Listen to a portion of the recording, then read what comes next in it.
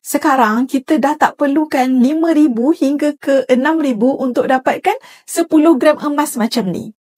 Dengan akaun emas daripada Public Gold yang bernama Gold Accumulation Program atau singkatannya adalah GAP, anda hanya perlu simpan minimum RM100 sahaja bila-bila anda nak. Jika anda ada 200, anda boleh simpan 200. Kalau anda ada 1,000, anda boleh simpan RM1,000. Anda boleh simpan ikut poket anda masing-masing. Tiada had maksimum untuk simpanan emas di GAP ni. Anda ada pilihan untuk menabur emas sikit-sikit. Dan semua ini boleh dibuat secara online sahaja melalui aplikasi Public Gold ataupun website. Kumpul gram emas anda itu sampai 10 gram dan anda boleh terus arahkan sistem untuk hantar emas 10 gram anda ini ke rumah anda. Semudah ABC sahaja.